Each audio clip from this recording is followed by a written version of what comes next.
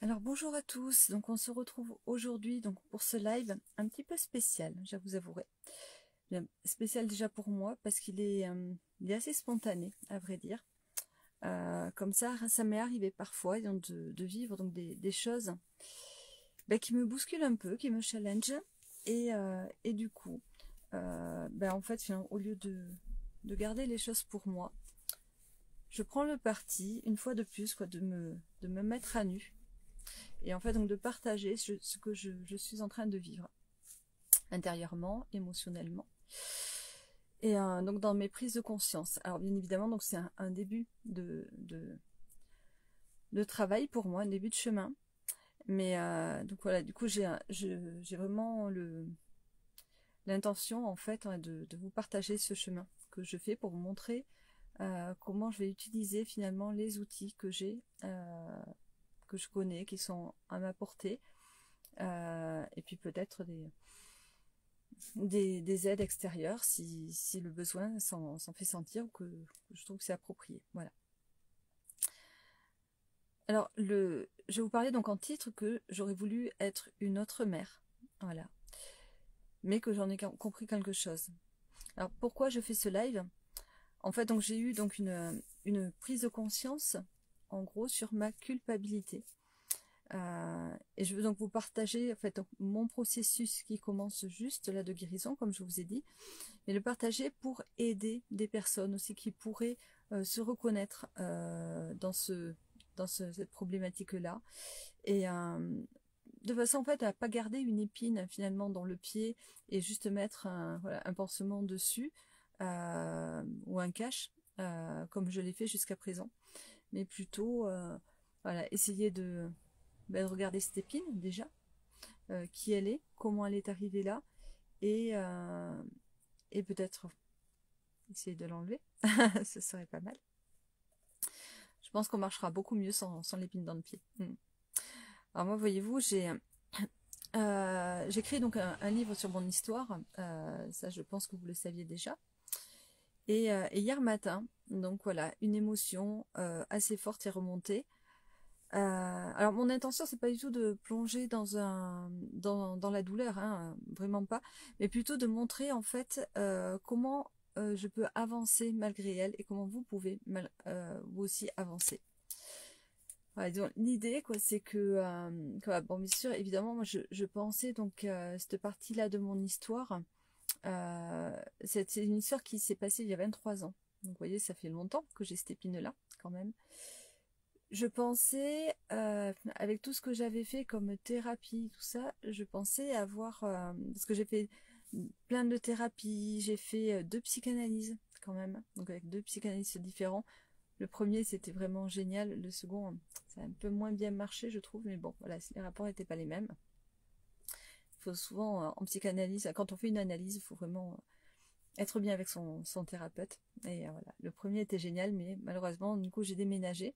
Donc, au bout de 2 ans, j'ai dû arrêter. Et c'est fort dommage parce que j'aimais beaucoup cet homme-là, Eric à Libourne, si tu me reconnais. Et alors, c'est vrai que c'est quelqu'un qui m'a beaucoup fait avancer. Mais néanmoins, eh bien voilà, j'ai quand même toujours cette épine-là, en fait. Alors, je pensais l'avoir sortie, mais en fait, j'ai sorti la grosse, mais en reste encore une petite. C'est-à-dire que j'ai appris donc à pardonner, en fait, à la personne qui nous a violenté. Mais en fait, je ne me suis pas pardonnée à moi. Et c'est ce qui est remonté hier matin, en fait. Et donc, du coup, tout en écrivant, quoi, donc là, je l'ai vraiment senti, une tristesse et un peu de stress même qui est arrivé. Mais en fait, mes pensées, elles n'étaient pas toutes tournées vers la situation du moment, sur ce moment-là de ma vie, mais aussi en fait sur les conséquences du fait de l'écrire dans un livre qui allait être lu. Et donc je me suis dit, mais en fait, on va me juger. On va me juger quand on va me lire. Et là, donc du coup, comme ça, je me suis donc je me suis pas trop questionnée bien sûr le moment, mais vraiment plus que ça. Et voilà, j'ai été dans ce truc là, dans ce move pas super bien. Voilà, je me suis dit, voilà, ça va être compliqué d'écrire là en fait. Et en vrai, depuis le début que j'ai commencé à écrire mon livre, ben ça fait combien de temps? Je ne sais plus. Des mois, donc ça, mais certainement, mais bien un an, oui, même, je pense, ouais, ça fait bien un an que j'ai commencé.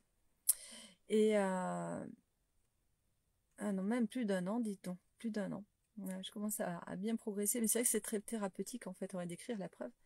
Bien, et c'est vrai que j'ai eu plein de prises de conscience, mais là, du coup, j'ai besoin, en fait, finalement, d'aller chercher sur Google, avec ChatGPT, tout ce que j'ai pu, bien, pour aller rechercher en fait les traits psychologiques de cette personne, tout ça, voilà, reprendre reglaner des infos, bien les regrouper avec ce que moi-même j'avais appris ensuite dans mes études donc de psychologie en tant que travailleur social.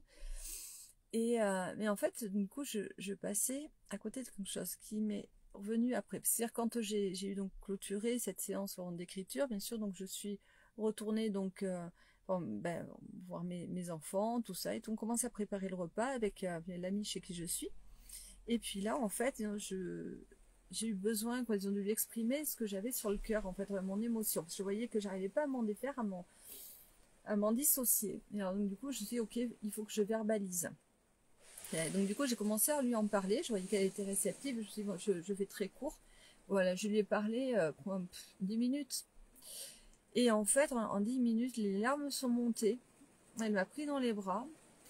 Et suite à ça, après, en fait, bon, du coup, elle devait partir. Donc, de toute façon, je voulais pas m'étaler, surtout. Vraiment, justement, je l'ai remercié voilà, de m'avoir permis de déposer ça.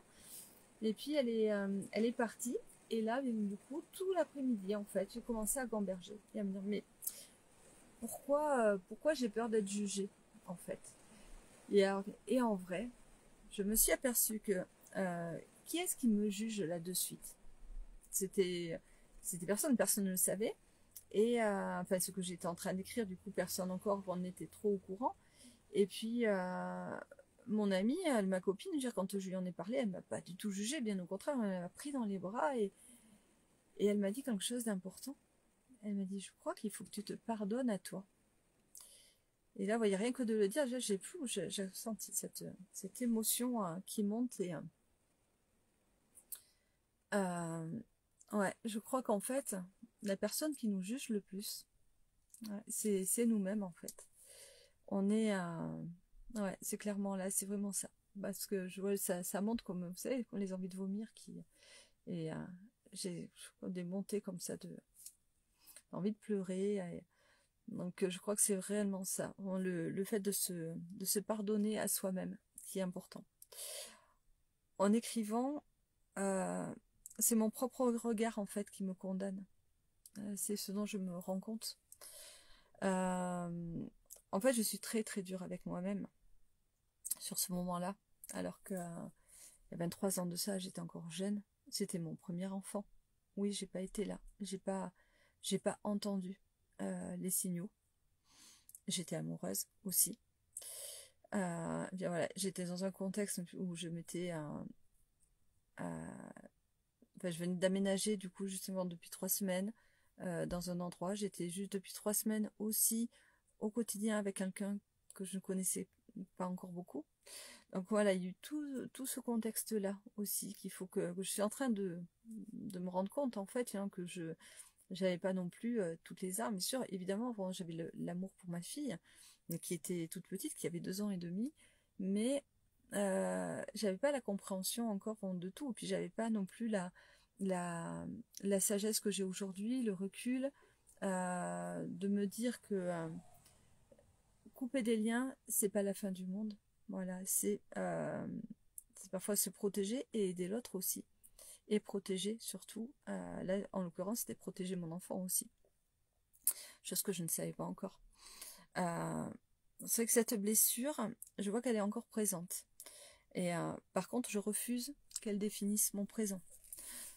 C'est pourquoi j'en parle aujourd'hui. Voilà, j'en parle là en live. J'en parle clairement dans mon livre aussi. Ça, je vais le développer vraiment. Ce que j'ai appris en chemin, en fait, c'est tout ça. Donc voilà, c'est-à-dire que donc je me suis donc retrouvée avec donc un jeune compagnon à l'époque, qui donc n'avait jamais vécu avec quelqu'un, encore. Et moi j'étais un petit peu plus âgée, donc j'avais déjà ma fille qui était là. Euh, voilà, bon, le papa de ma fille était déjà très très malade. Et quoi, donc du coup on était séparés parce que voilà, de toute façon ce n'était vraiment plus possible. Et lui-même ne se soignait pas de toute façon. Il n'était hospitalisé que quand, enfin bref, voilà, quand c'était vraiment trop compliqué. Et donc du coup, voilà, je donne le bain à ma fille un matin. Bon, donc, et en fait, enfin, je vois des traces derrière ses genoux, comme des traces de cloques. Et ensuite, après, je vois à ses bras aussi, elle en a. Je dis, mais c'est quoi, comment t'as eu ça? Tu t'es fait piquer? C'est quoi? Moi, c'est vrai que ça faisait comme des cloques, mais j'ai pensé à des piqûres, en fait. Des piqûres de, je sais pas, d'araignée ou un gros truc. Et puis, quoi, en fait, elle me dit avec ces petits mots de 2 ans, hein, vous savez, 2 ans et demi, enfin, c'est pas, voilà, elle parlait pas super bien encore. Mais elle me dit, c'est Christophe, donc mon compagnon. Je dis, comment ça? Pourquoi tu me parles de Christophe? Et là, elle m'explique que, elle me dit, il m'a brûlé avec le briquet. Et moi, bah, sur le coup, je comprends pas. Pourquoi t'avoir brûlé? Enfin, pourquoi il a fait ça? Pourquoi tu dis qu'il t'a brûlé avec le briquet? Mais, parce que moi, il m'en avait pas parlé, mais tout ça, je trouvais bizarre, quoi, quand même. C'est ça, je voyais pas la concordance avec quoi. Et alors, je dis, mais pourquoi il t'a brûlé? Pour montrer que ça brûle, le briquet, le feu. Le feu, c'est dangereux. Alors là, j'étais interloquée. Donc du coup, quoi, j'avoue que sur le coup, enfin, j'ai pas trop, enfin, j'ai mis en doute. Du coup, j'ai mis en doute quoi, vraiment la parole de ma petite. Et alors qu'à 2 ans et demi, clairement, un enfant qui parle à 2 ans et demi ne va pas mentir. Il est vrai, il est pur. Il dit ce qu'il ressent. Et alors, voilà, et ce qu'il a vécu, quoi, tout simplement. Et en plus de ça, du coup, quand je lui redemande, elle me donne des précisions, vous voyez. Donc voilà. Et du coup, je vais en parler avec mon compagnon, et puis lui me nie les choses dans un premier temps. Et puis par la suite, en fait, ouais, il revient dessus et il finit par m'avouer que. Alors du coup, voilà, moi, quand il a nié, le truc, voilà, c'est ça aussi, surtout, c'est que je suis retournée en parler à ma fille, et je lui ai demandé pourquoi pourquoi elle avait dit que c'était Christophe, alors que c'est pas vrai. Et là, c'est sur ça que je m'en veux beaucoup, parce qu'en fait, je l'ai traité de menteuse, quoi, en gros. Euh, Même si j'ai pas employé le terme, mais genre, dans ma façon de faire, c'était ça. Et je pense que c'est très, très compliqué, quoi, pour moi. Parce que, voilà, aujourd'hui, vraiment, je pense qu'il est nécessaire que je reparle avec ma fille. D'ailleurs, je lui ai dit, et je pense qu'on va trouver un temps pour parler toutes les deux. Elle a aujourd'hui 25 ans. Mais je sais que les émotions qu'elle a ressenties sur le moment sont cristallisées en elle. Et aujourd'hui, je sais elle a, elle a besoin d'entendre, en tous les cas, que je lui demande pardon. En tous les cas, que je m'excuse. Voilà. Je l'oblige pas du tout à me pardonner, bien sûr. D'ailleurs, je pense qu'elle se rappelle même plus consciemment, mais inconsciemment, en tout cas, je sais que son enfant intérieur, voilà, va m'entendre.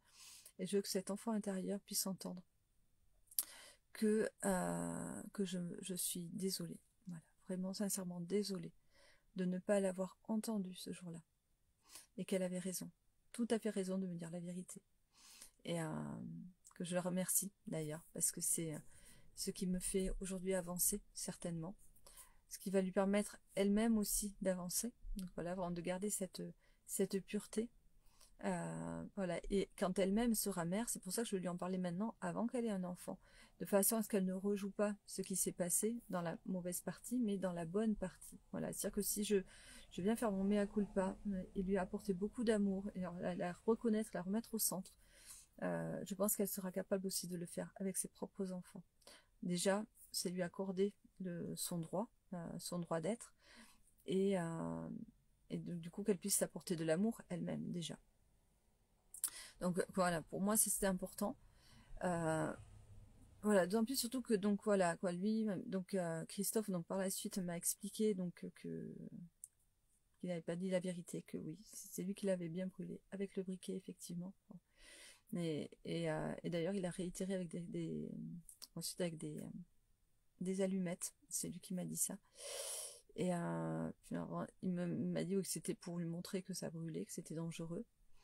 Mais il y avait un truc pas net quand même là derrière, parce que ça, bah, en soi, on fait jamais ça à un enfant. Moi, jamais je me serais vue faire ça à mes enfants ou à quelconque enfant pour lui montrer que ça brûle. On va pas brûler l'enfant pour lui montrer que c'est dangereux. Enfin, ça me paraît complètement débile, quoi. Et puis sadique, en plus. Et justement, c'était ce côté-là, en fait, que je n'ai pas voulu voir. Vous voyez. En fait, en réalité, dans mes études donc de psychologie, donc j'ai étudié les déviances. Dans les déviances, j'ai appris qu'effectivement, une des déviances psychologiques qui était je n'ai plus le mot euh, ça me revient plus le mot. Bon, bref. En tout cas, donc l'une des déviances, ça reviendra. C'est effectivement d'avoir ce problème sadique, du coup, de brûler, justement dans des coins cachés, de brûler un enfant. Et donc voilà, là ça m'a fait le tilt. Je me suis souvenue de ce qui s'était passé quelques années auparavant. Bon. Et vraiment voilà, j'étais désolée de ne pas avoir su tout ça avant. En tous les cas, voilà, ça m'a. Ce que je vois, surtout, c'est que sur le moment, donc j'ai eu donc l'info de quelque chose qui n'allait pas. J'ai eu l'alerte rouge qui s'est réveillée aussi dans ma tête, mais je ne l'ai pas écoutée parce que j'étais amoureuse, parce que je voulais sauver aussi cette personne, je pense, quelque part. C'était là déjà. Et voilà. Et c'est vrai que du coup, c'était quelqu'un qui était en mal-être quand on était donc là-bas, qu'on venait de déménager, puisque ça faisait 3 semaines qu'on y était, il ne connaissait personne. Et il avait l'habitude de fumer beaucoup de cannabis, et là, du coup, il n'en avait plus. Et donc 3 semaines de sevrage intensif, sans rien pour s'occuper, puisque moi j'étais en formation toute la journée, et ben en fait ça l'a fait débloquer, quoi. Sauf que les brûlures, ça, il les a faites avant tout ça, avant qu'on déménage. Donc il était dans un contexte beaucoup plus calme, serein, sécure, quoi. Voilà, où il pouvait rentrer chez sa mère, voir ses copains, tout ça, il avait de quoi fumer et tout. Donc, et c'est dans ce contexte-là qu'il a fait les brûlures, à la base. Moi, je n'ai vu les brûlures qu'après, quand on a eu déménagé. Je pense qu'on venait d'arriver.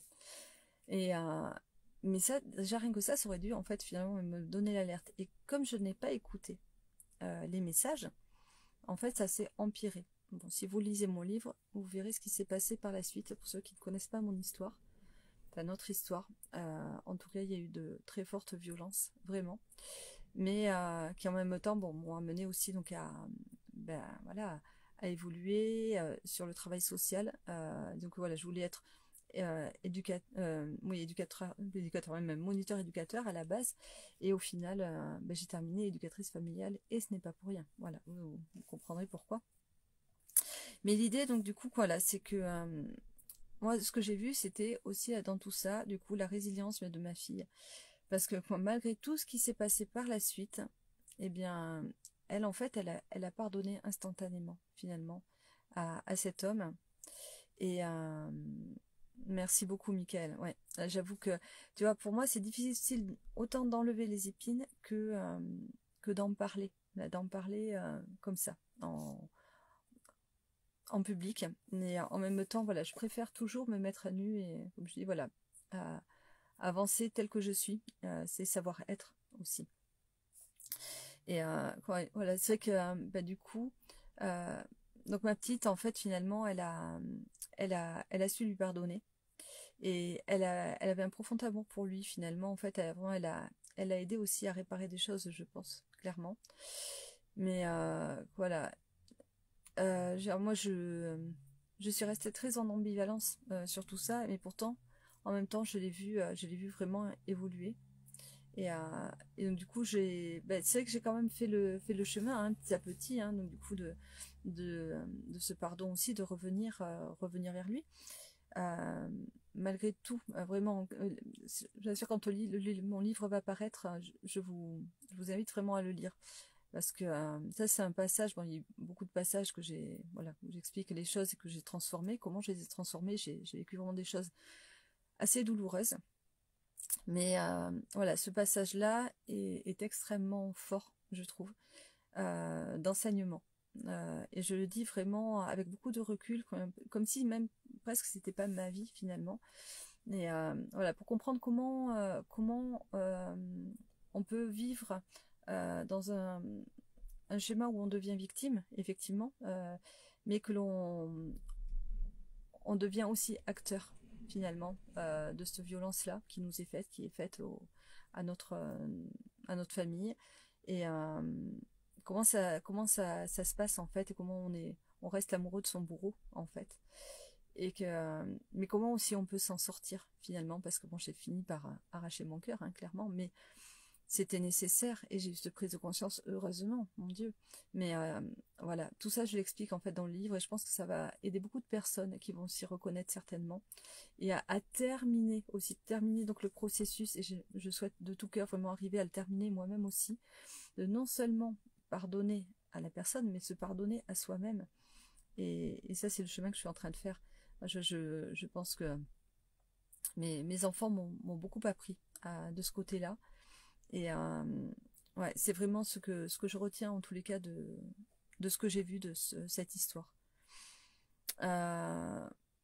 Donc du coup, voilà, je voudrais développer ma résilience et ma capacité aussi à transformer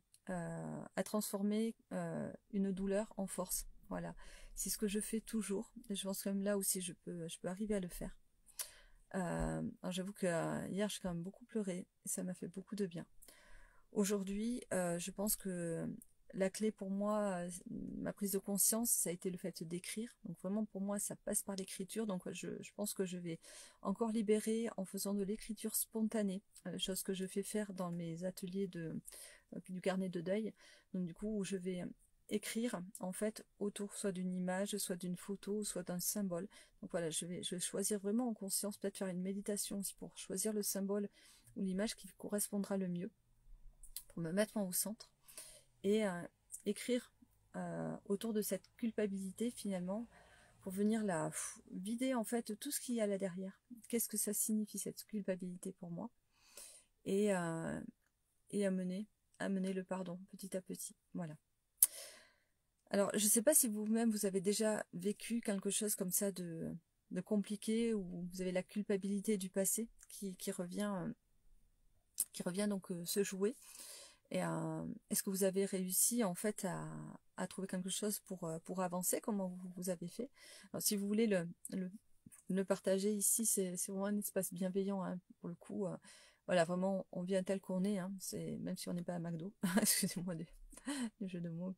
Voilà, c'est vraiment important d'arriver aussi à être clair et transparent. À un moment donné, pour pouvoir être au plus juste. Et surtout moi, en tant que thérapeute aujourd'hui, qu'accompagnante, je me dois aussi de faire ce chemin-là pour moi-même aussi. Donc voilà, vraiment, c'est un message d'espoir que j'ai, parce que je crois que vraiment je suis la preuve qu'on peut vraiment tout transformer, et avancer, surtout malgré les blessures profondes en fait qu'on peut avoir. Et même qu'on peut faire, parce que finalement, voilà, vraiment, je pense que euh, même si ma fille ne s'en souvient pas, je sais que certainement quelque part en elle ça a dû la blesser, que sa maman ne l'entende pas sur le moment. Et voilà, et c'est une grosse douleur de prendre conscience du mal qu'on a pu faire à son enfant, sans s'en rendre compte. Alors évidemment, sur aujourd'hui, elle paraît assez heureuse, épanouie, tout ça, elle voyage, elle est saisonnière, elle est avec son chéri depuis des années. Mais voilà, tout paraît bien. N'empêche que quand même dans le quotidien, je vois bien qu'il y a des moments où la séparation avec lui est compliquée. Là, elle essaie de le vivre, et parce qu'ils sont bien obligés de se séparer un peu pour travailler. Voilà, bien que jusqu'à présent, ils essayaient de toujours rester ensemble. Mais voilà, là, ils se retrouvent dans un contexte où effectivement, ils ne travaillent pas tout à fait ensemble toute la journée. Donc, puis voilà. Et c'est vrai que ça le fait vachement travailler. Je pense que ce moment, quand elle était petite, où je ne l'ai pas reçu, ça a été le début d'un lien qui se coupe. Voilà, le lien de confiance avec maman. Et, et donc voilà, je crois que vraiment il est temps de venir réparer ça pour elle, pour moi. Et c'est important. Voilà, vous savez, j'avais aussi d'ailleurs un autre espoir à partager. Puis vraiment, je suis assez heureuse quand même finalement d'avoir transformé des choses. C'est que donc il y a donc après cette époque-là, en fait, du coup, quand j'ai voulu partir dans le travail social, en fait, j'avais rencontré donc une assistante sociale, donc et je lui en avais parlé, donc de ce projet d'être moniteur éducateur. Et elle m'avait dit, mais jamais vous ne serez moniteur éducateur. Vous ne pouvez pas travailler dans le travail social après ce qui s'est passé, parce que vraiment c'est allé assez loin ensuite avec ma fille. Elle m'a dit, mais c'est pas possible en fait, voilà, vous pourrez pas. Et en fait, j'ai réussi quand même à intégrer donc une école, donc une IRTS, c'est l'école des travailleurs sociaux. Et donc j'ai finalement passé un diplôme d'éducatrice familiale. Voilà, suite à tout ça, et du coup voilà, j'ai continué d'ailleurs ma psychanalyse pendant mes études. Ça m'a beaucoup fait avancer, beaucoup fait évoluer. J'ai toujours été très claire, très transparente avec tout le monde, avec les personnes quoi déjà qui faisaient passer les concours, et puis ensuite avec mes formateurs, les élèves, tout ça autour de moi, voilà. Donc, du coup, je n'ai jamais rien caché. Et en fait, ça a été ma force, finalement, de pouvoir avancer comme ça. J'ai travaillé pendant 15 ans dans ce contexte-là, donc d'aide aux familles et justement aux familles en difficulté, sous toute forme. C'est-à-dire qu'il n'y avait pas que la violence, il y avait plein d'autres choses, mais beaucoup d'enfants placés. Et donc moi je travaillais en amont, finalement je venais pour éviter les placements, vous voyez. Donc voilà, moi finalement je pars toujours de mon expérience, j'ai l'impression, de ce que je vis, pour le travailler, le transformer, en apprendre des choses et venir ensuite apporter tout ce que j'ai, tous ces trésors, ce que j'ai pu bien glaner sur le terrain, vraiment parce que je l'ai traversé, je l'ai vécu moi-même, je viens accompagner les personnes en fait sur ce qu'ils traversent à leur tour, dont j'ai fait le chemin. Et donc du coup, ça a été la même chose pour le deuil, notamment, puisque j'ai perdu mes trois conjoints, et finalement, j'ai commencé mon travail de coaching comme ça, donc en accompagnant des personnes qui étaient endeuillées. Donc, vous voyez, toujours, je suis toujours sur quelque chose que j'ai moi-même vécu. Mais ça me permet de grandir et de transmettre finalement, c'est des valeurs fortes pour moi. Alors oui, il y a son 2 du coup, qui me dit bonjour Delphine, je me retrouve dans ces paroles, car moi aussi, ma fille a été une grande bénédiction dans mon rétablissement suite à la rupture. J'ai eu du mal à lui pardonner durant des mois. Hop. Durant les mois qui ont suivi, mais il y a quelque temps, je lui ai dit que cela m'a beaucoup aidé. Voilà. Ça m'a fait du bien, car ça m'a libéré de toutes ces rancœurs et de la colère. Parce que moi, j'ai des choses qui s'affichent dessous en plus. Attends, hop là, voilà, je vais y arriver. De la colère que j'avais en moi, et même pour la relation que j'aurai toujours avec lui, vu que c'est le père de ma fille, c'est préférable et mieux ainsi. Je suis tout à fait d'accord. Quand c'est encore possible aussi, parce qu'il y a des cas où parfois c'est pas évident. Aujourd'hui, on s'entend bien et on se parle correctement aussi, c'est important, je pense. Oui, vous allez vraiment en grandir tous les deux. Bravo, bravo vraiment de votre maturité sur ce moment-là. Aujourd'hui, je suis détachée de son emprise et ça fait du bien. Merci pour tous tes messages. Hop là, toujours des trucs qui s'affichent. Ton soutien, courage et force à toi. Merci beaucoup, merci vraiment. Et je crois que on est tous unis dans ce qu'on traverse de toute façon. On a tous nos casseroles, voilà. Mais ces casseroles-là, ça peut vraiment devenir des pierres précieuses, clairement. C'est le titre d'ailleurs de mon livre. Ouais, surtout quand on a des enfants, vous savez ce que c'est. On est très challengé. On voudrait tellement faire au mieux quand on les a là, au tout début, quand ils sont tout petits, ou quand ils sont dans notre ventre, ou dans le ventre de leur maman, en tous les cas pour les hommes. Ben en fait, on imagine le parent qu'on va être. Et on se dit, mais moi, je vais réussir. Moi, je serai le parent parfait. Moi, je ferai mieux que mes parents.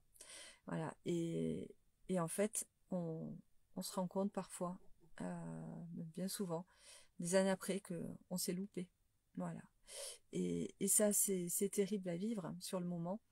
Et en même temps, je crois que de s'apporter de l'amour et de la considération, de la bienveillance sur la jeune personne qu'on était à ce moment-là, euh, c'est tellement réparateur en fait. En vrai, on permet aussi en même temps, en étant imparfait, ça c'est quelque chose que j'avais appris aussi dans mes études de travailleur social, qu'en étant imparfait, on permet en fait à nos enfants de nous dépasser. Voilà.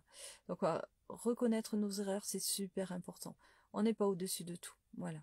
Et de toute façon, la vie, elle est comme ça. Avec des boursouflures, des creux, des bosses, et voilà.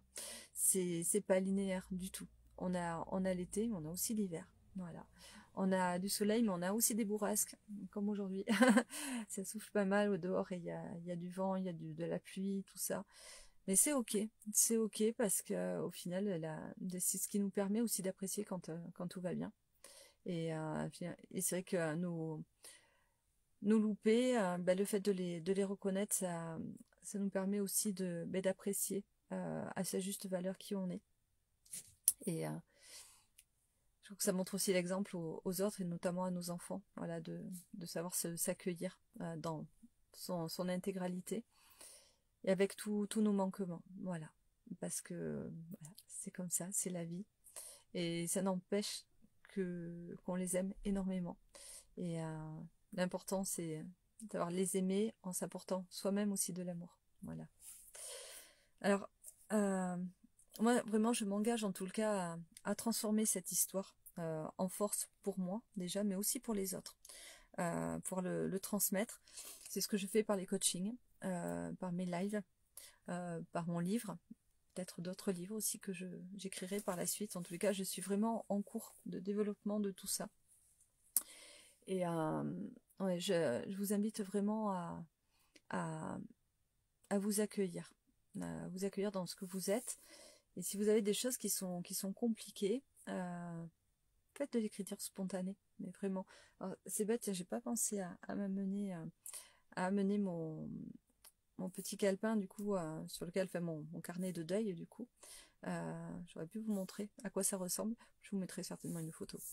Mais voilà, quoi, c'est important de pouvoir exprimer en tous les cas, voilà, de toutes les façons que ce soit, par des manifestations corporelles, voilà, si on doit crier, si on doit pleurer, c'est ok.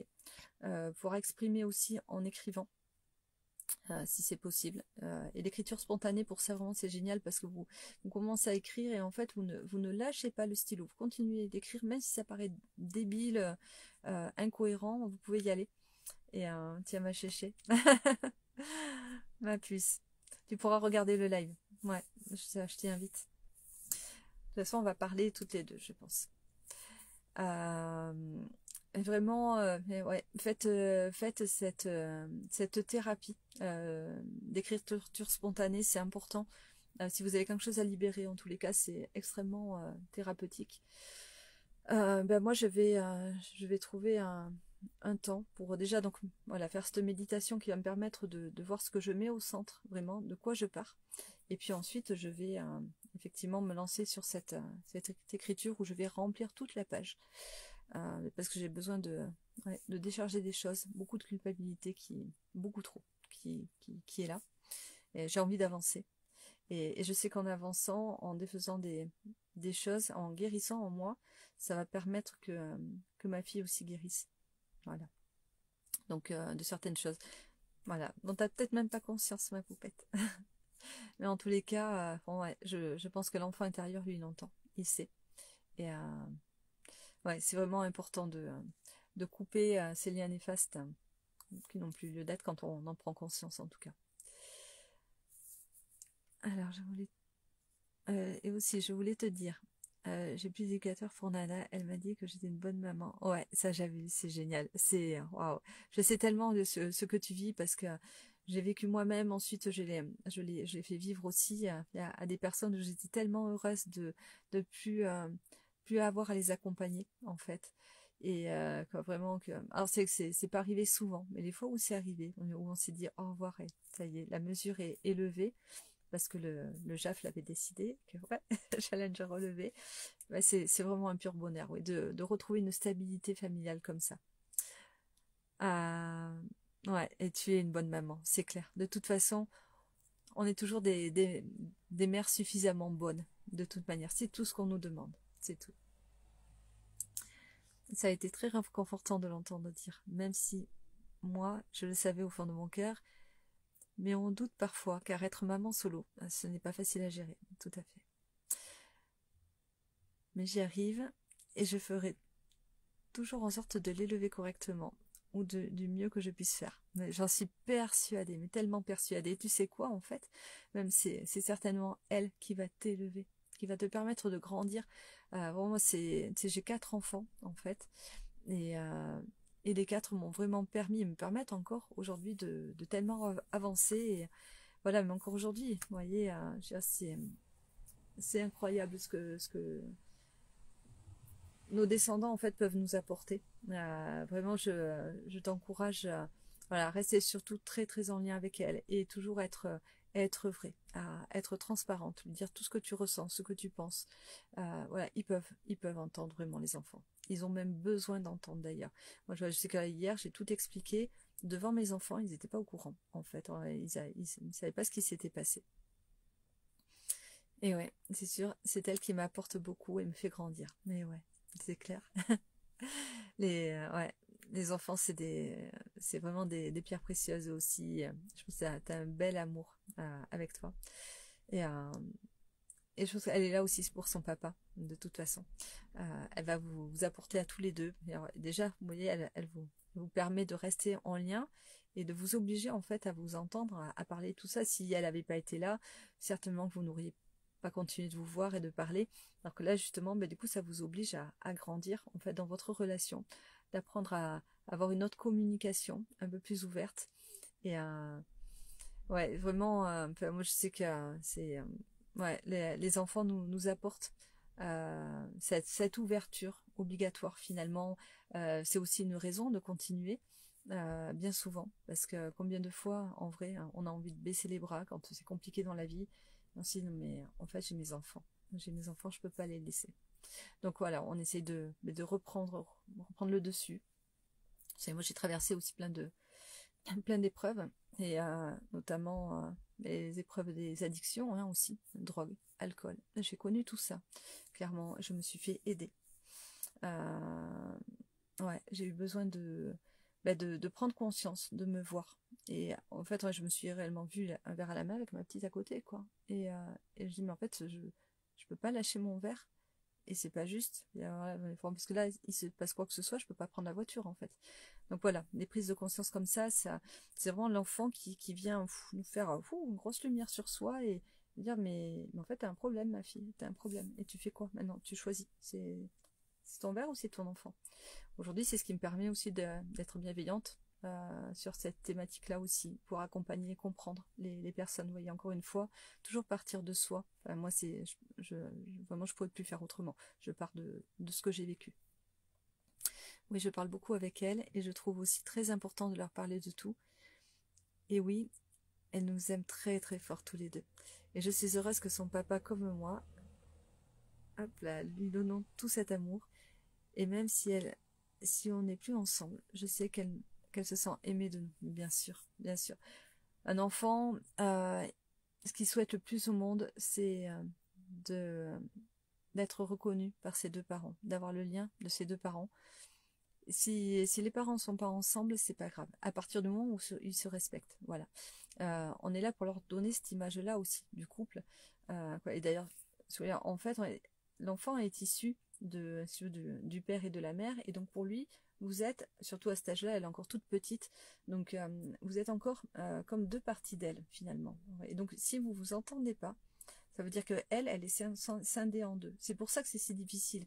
Une séparation ou un divorce pour un enfant, parce que ça veut dire, voilà, je suis éclatée en deux. Je suis coupée en deux. Vous voyez, comme Salomon, je ne sais pas si vous connaissez l'histoire du roi Salomon, quoi, qui avait pris un bébé. En fait, il y avait deux femmes qui se battaient pour pour la garde d'un bébé, parce qu'elle disait que c'était toutes les deux disaient que c'était leur enfant.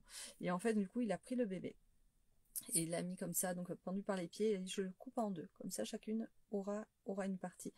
Et en fait, la véritable mère dans l'histoire, donc elle dit non, le coupez pas, je préfère lui laisser, qui reste, voilà, qui reste en vie. Et l'autre a dit, bah vas-y, coupe-le en deux. Voilà. Puisqu'elle le veut absolument. Voilà. Et du coup, voilà, bon, c'est vrai que ça c'est la morale de l'histoire, mais dans l'image, on a vraiment cet enfant qui est coupé en deux, et c'est vraiment ce que l'enfant voilà, ressent au moment d'une séparation. C'est vrai que si les parents du coup donc arrivent à se séparer en bons termes, donc et à au moins reconstruire un dialogue, tout ça, renouer tout ça, qui est de la bienveillance et du soutien, ben en fait ça vient tout changer. C'est-à-dire que ça vient réparer finalement cet enfant, le remettre en pomme pleine. Et ça, si vous saviez, comme j'en parle souvent, c'est vraiment ma figure emblématique aujourd'hui, la pomme pleine. Pour être une pomme pleine, voilà, il faut savoir s'auto-gérer, s'auto-suffire.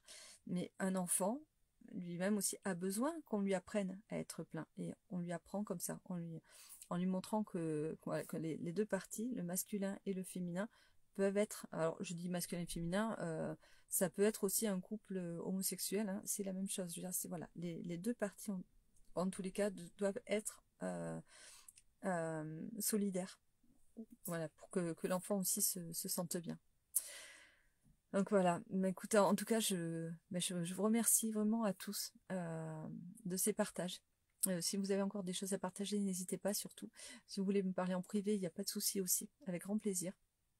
Moi, je suis heureuse d'avoir pu voilà, vous livrer tout ça, parce que ça, finalement, c'était très difficile pour moi hier. J'avoue que je me suis dit, ouais, je vais faire le live, mais je sais pas dans quel contexte je vais me retrouver. Et finalement, ça me fait du bien aussi, voilà, de parler de tout ça. Je lui ai toujours dit que son papa l'aime très fort malgré tout. Je ne veux pas faire vivre à ma fille ce que moi j'ai ressenti, le manque d'amour de mon père.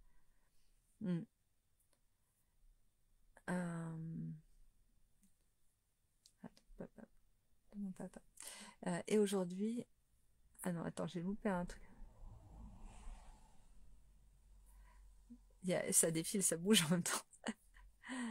De mon père, car je trouve très important d'avoir l'amour de son papa. Et aujourd'hui, je sais que c'est à cause de ce manque affectif de mon père que j'ai beaucoup souffert de mes relations avec le masculin. Et je n'ai pas envie que ma fille ressente cela. Merci beaucoup de partager tout ça, vraiment. De toute façon, justement, voilà, parce que tu as souffert du manque du masculin, aujourd'hui, toi, tu es en train de prendre conscience de ça. Et en fait, tu vas pouvoir aussi renourrir cette partie masculine qui t'a manqué. Donc déjà, peut-être pardonner à ton père si ce n'est pas déjà fait. Essayer de comprendre. Tu peux d'ailleurs aussi lui écrire une lettre, en fait, que tu n'es pas du tout obligé de lui envoyer. Hein. Peut-être qu'il est même plus là, je ne sais pas. Mais en tout cas, voilà, le fait d'écrire peut beaucoup, beaucoup réparer de choses. Moi, j'ai eu fait. Voilà, j'ai écrit à mon père. Sur certains sujets, je ne pouvais pas envoyer la lettre, donc je l'ai enterrée.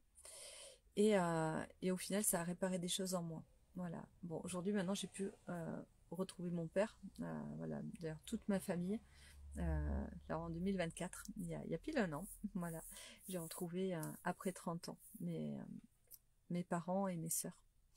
Mais je sais que voilà, même si je les avais pas retrouvés, le travail que j'ai fait à ce moment-là était très très important. Ça m'a beaucoup aidé. Donc je t'invite vraiment à ça aussi, à pouvoir écrire ce que tu as sur le cœur, ce qui était compliqué. Voilà. Et je t'assure que vraiment, tu vas te rendre compte qu'en fait, tu as pu développer des capacités aussi, du fait de ne pas avoir cet amour de ton père. Tu as développé certainement des choses qui aujourd'hui te servent. Voilà, vraiment, va chercher le cadeau caché derrière tout ça. Qu'est-ce que ça t'a apporté finalement aussi. Voilà, c'est important pour pouvoir transformer. Ben, en tout cas, ouais, merci beaucoup pour toute ta sincérité, ton partage. Merci à tous ceux qui ont été là, qui ont suivi. Et puis, je vous dis à jeudi prochain pour le prochain live. Ouais, et surtout, n'hésitez pas à me partager des choses. Voilà, encore si vous avez besoin d'échanger, ou vous avez juste envie simplement, ou vous avez des questions, vous vous posez. Voilà, pas de souci. Au revoir à tous. Belle journée.